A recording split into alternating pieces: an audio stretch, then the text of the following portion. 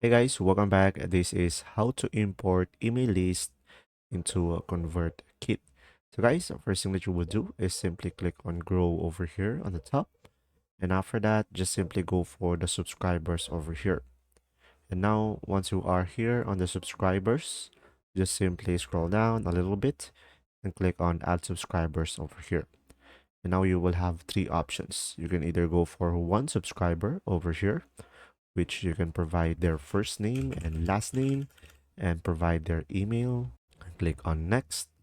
And after that, you can organize them over here. You can identify this subscriber with a new tag.